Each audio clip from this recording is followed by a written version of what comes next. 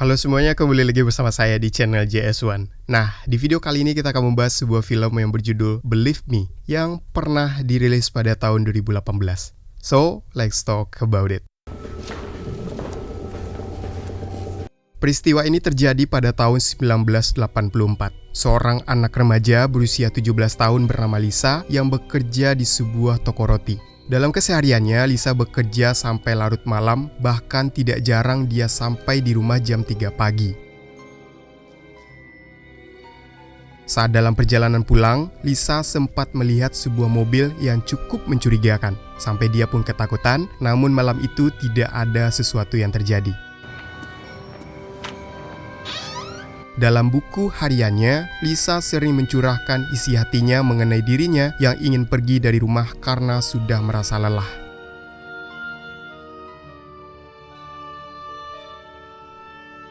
Lisa! Diketahui, Lisa tinggal bersama dengan neneknya dan kekasih sang nenek yang bernama Morris. Namun di rumah itu Lisa seperti seorang budak. Bahkan Morris yang sudah Lisa anggap seperti kakeknya sendiri pun justru pernah melakukan mabar pusreng kepada Lisa. Keesokan harinya, Lisa terlihat mendapat panggilan telepon dari sang adik yang bernama Lori. Di dalam perbincangannya, sang adik meminta Lisa untuk segera pindah dan tinggal bersama. Namun ibunya keberatan jika Lisa tinggal bersama mereka dengan alasan agar dia membantu neneknya saja di sana. Let her down now, do ya? Whole reason why you moved in with Grandma is to help her. Setelah itu, Lisa pun akan kembali berangkat bekerja. Dan karena hari ini Lisa menerima gaji, Morris yang berada di luar langsung menghampiri Lisa dan berkata agar menyerahkan gajinya kepada Morris. Spade, right? Yes. Di tempat kerjanya, terlihat banyak pembeli yang datang hingga membuat Lisa kewalahan melayaninya. Dia juga dikenal sebagai gadis yang cerdas dan ceria. Tidak heran jika para pembeli suka dengan cara Lisa memperlakukan mereka. Please tell me what you like and I'll serve you up right quick. Di malam harinya, saat dalam perjalanan pulang, Lisa kembali berpapasan dengan mobil yang mencurigakan kemarin. Namun kali ini mobil tersebut mengikuti Lisa. Kemudian saat mobil itu berhenti di sebuah tempat yang gelap, tiba-tiba seorang pria muncul dan membawa Lisa masuk ke mobilnya lalu mempusrengnya.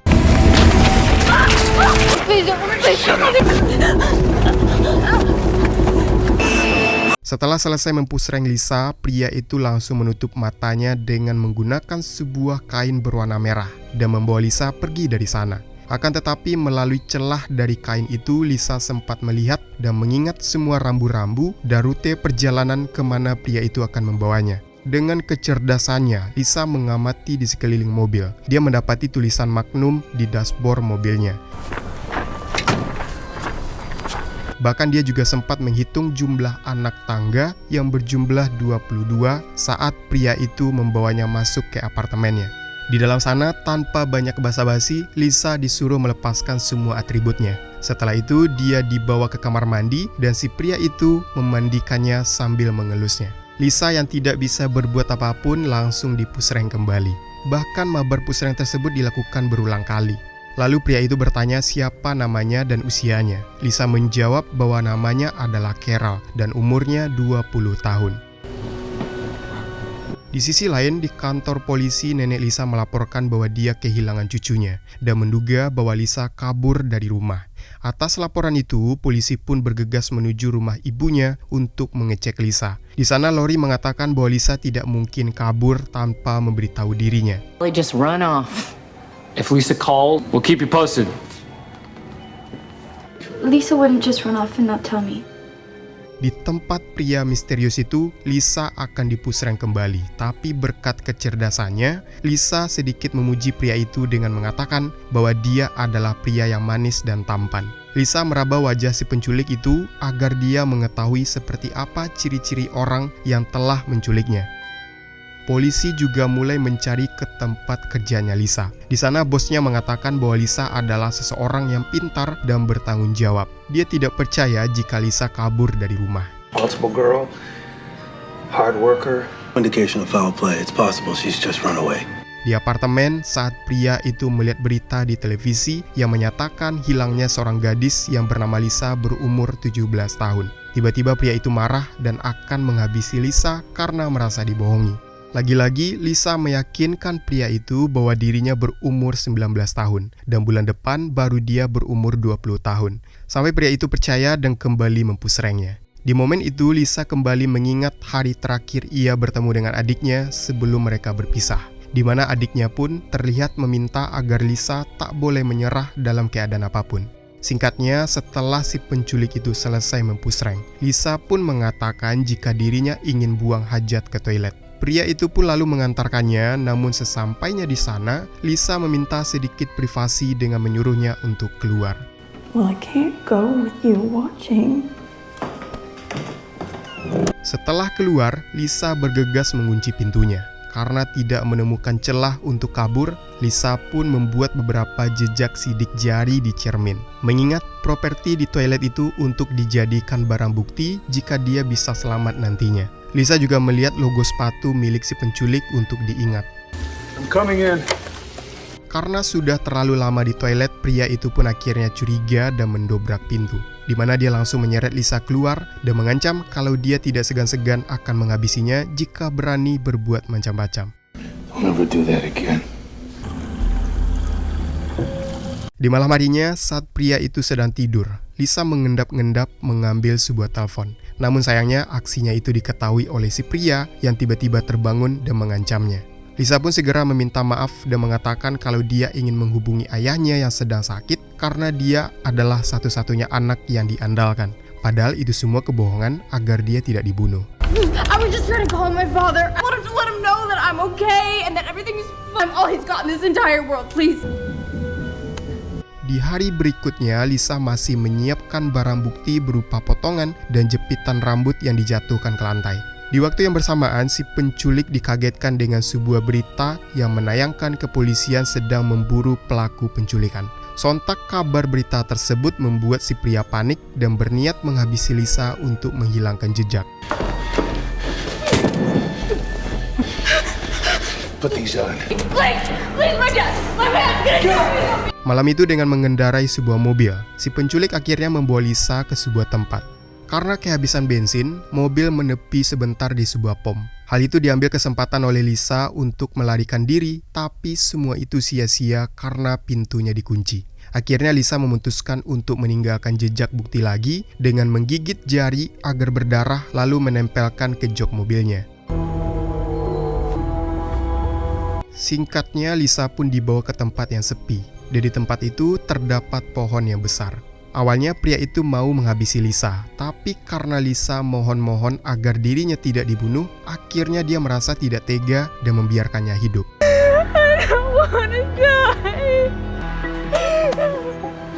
Akan tetapi, sebelum memperbolehkan Lisa pergi, si penculik itu pun meminta agar Lisa diam dan menunggu sampai pria itu pergi dari sana. You blindfold out before then. Stay here for 5 minutes. Setelah si penculik itu pergi, Lisa langsung membuka penutup matanya dan berlari pulang ke rumah. Namun hal itu sempat terlihat oleh si penculik lewat spion mobilnya. Seketika dia berubah pikiran dan langsung mengejarnya. Beruntung aksi itu terhenti dengan melihat mobil polisi yang sedang berpatroli.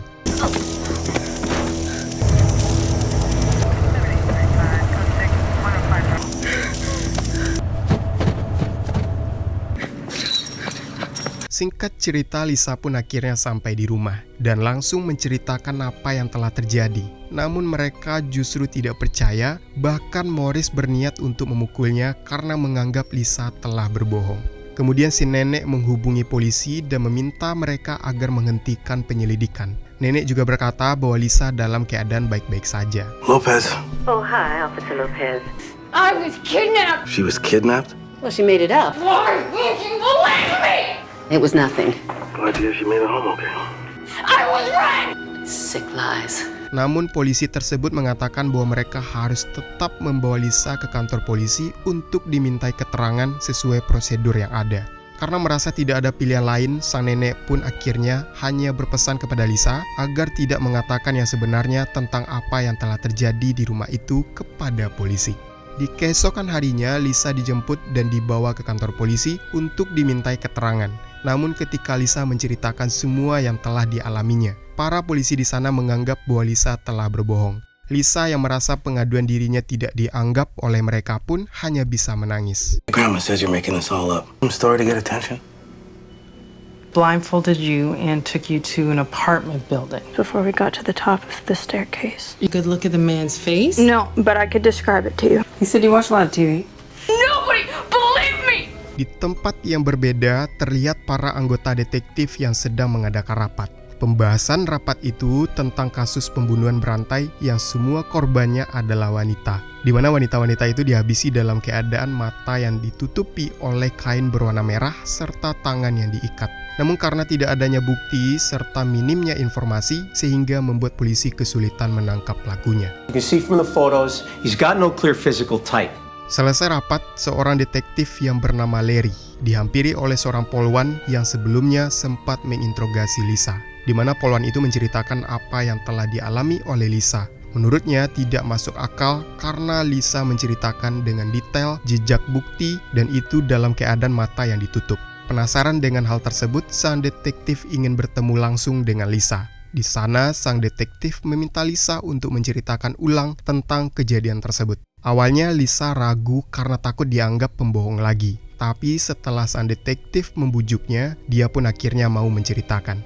Lisa bercerita dengan sangat detail, mulai dari mobil penculik yang berwarna hitam dan memiliki jok berwarna merah, ada tulisan Magnum di dashboard. Saat menaiki tangga terdapat karpet berwarna hijau dan 22 anak tangga. Ada sepatu yang berlogo kanguru di kamar mandinya. Ciri-ciri orangnya, dia memiliki kumis dan sedikit berewokan. Sang detektif seketika terdiam, mengisyaratkan bahwa dirinya kagum dengan kecerdasan Lisa yang sangat detail menceritakan kejadian itu. Dan dia juga yakin bahwa yang dikatakan Lisa adalah kebenaran. It was extraordinary. Now you're going to need to get her a change of clothes. Detektif Larry berniat menghubungi pihak keluarga Lisa untuk meminta izin kalau dirinya akan melakukan hipnosis kepada Lisa. Sayangnya Morris menolak hal tersebut dan malah meminta agar segera mengembalikan Lisa. Merasa ada yang janggal dengan perilaku keluarga Lisa, sang detektif pun kemudian bertanya kepada Lisa mengenai apa yang sebenarnya terjadi di keluarganya. Lisa pun akhirnya jujur dan menceritakan kalau selama ini Morris sering mencelehkannya. Setelah mendapatkan informasi tersebut, polisi pun akhirnya menahan Morris dengan tuduhan melakukan pencelehan pada anak di bawah UMR. Kemudian Lisa pun terlihat dipindahkan dari rumah neneknya ke rumah seorang polisi bernama Hannah dengan alasan keamanan. Beberapa hari kemudian di kantor polisi, sang detektif kembali meminta keterangan dari Lisa. Di sini Lisa berkata kalau dirinya sempat meninggalkan beberapa helai rambut di sana, serta mengoleskan darahnya di jok mobil si penculik itu. Mulai dari sinilah, detektif Larry mulai merasa curiga jika orang yang menculik Lisa ada hubungannya dengan pelaku pembunuhan berantai yang sedang mereka selidiki. Singkat waktu, para polisi akhirnya melakukan uji lab pada pakaian milik Lisa. Alhasil, mereka menemukan serat kain yang sama persis seperti yang sebelumnya mereka temukan di pakaian para korban pembunuhan berantai. Atas dasar hal tersebut, kini polisi mendapatkan titik terang pelaku yang selama ini mereka cari. Lisa pun dijadikan saksi dan satu-satunya korban yang selamat. Tak hanya itu, dengan kecerdasannya, Lisa dijadikan petunjuk untuk menangkap pelaku pembunuhan berantai yang meresahkan selama ini. Tidak membuang waktu lama, detektif Larry pun akhirnya mengajak Lisa untuk menunjukkan tempat di mana dia disekap. Namun saat itu, Lisa sempat merasa kalau dirinya tidak bisa mengingat apapun. Take your time. Kemudian Lisa dibawa menggunakan mobil seperti saat dirinya diculik. Dia berhasil menemukan pohon di mana dia dibebaskan setelah dirinya disekap. Took a right. Turn left, turn left.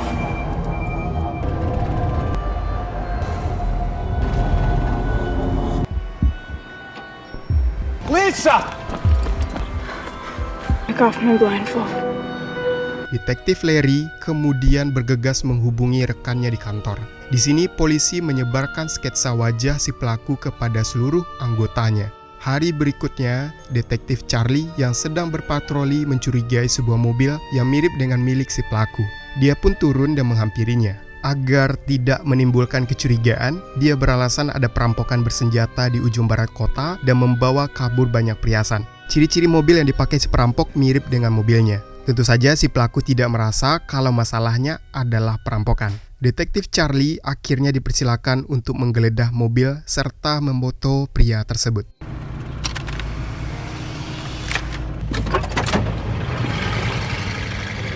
I have a suspect within the 2-mile radius. Dari kejauhan, detektif Charlie masih mengikutinya. Di sana juga dia meminta kepada rekannya yang berada di kantor untuk melacak plat nomor yang dipakai si pelaku. Dari sinilah baru diketahui identitas si pelaku bahwa dia bernama Bobby Joe. Di kantor polisi, para detektif itu berhasil mengumpulkan 6 foto yang dicurigai kuat sebagai pelaku pembunuh berantai. Lisa yang berada di sana diminta untuk menunjukkan siapa pelakunya. Dengan sangat yakin, Lisa akhirnya memilih salah satu foto yang mana foto itu benar merupakan fotonya si Bobby. Yeah, I'm sure. Karena sudah memiliki bukti yang cukup kuat, akhirnya para polisi dan detektif Larry pun bergegas menuju di mana Bobby berada. Yang mana pada saat itu dia sedang membeli makanan yang tiba-tiba dikepung oleh para polisi. Bobby Joe Long, you are under arrest. Dan benar saja apa yang dikatakan oleh Lisa, terdapat noda darah di jok mobilnya si penculik, yang mana noda darah itu miliknya Lisa yang sengaja ditinggalkannya. Ini semua sebagai bukti bahwa Lisa benar-benar diculik oleh si Bobby Joe ini. Kemudian para polisi dan detektif mencari bukti lain di apartemennya Bobby. Mereka menemukan karpet berwarna hijau dan 22 anak tangga, jepitan rambut, sidik jari Lisa di cermin, dan sepatu berlogo kanguru tepat seperti apa yang dikatakan oleh Lisa saat dia dimintai keterangan. Di kantor polisi, Bobby hanya bisa pasrah ketika sang detektif memperlihatkan foto-foto korban yang berjumlah 10 orang. Dia pun mengakui semua perbuatannya, dan entah kenapa dia menganggap Lisa ini berbeda dari korban-korban lainnya, sehingga dia melepaskan Lisa pada waktu itu. She was different from the others, you know. She was something special. The only reason he got me is because I let her go. Di keesokan harinya, Lisa yang sedang tidur di kantor polisi pun dibangunkan oleh detektif Larry. Dia mengatakan bahwa si pelaku sudah tertangkap. Lisa pun terkejut saat mengetahui bahwa yang menculiknya itu adalah seorang pembunuh berantai yang selama ini dicari oleh pihak kepolisian. Dia tidak menyangka bahwa dirinya masih diberi kesempatan untuk hidup. Hey. I shouldn't have lived. Atas kecerdasan yang dimiliki Lisa, dengan semua jejak bukti dan kesaksiannya, polisi berhasil meringkus Bobby Joe dalam waktu 12 hari. Padahal kasus ini menjadi bulan-bulanan para polisi dan tidak mendapatkan titik terang. Sang detektif juga mengatakan bahwa Lisa adalah seorang pahlawan yang telah menghentikan dan menyelamatkan banyak nyawa.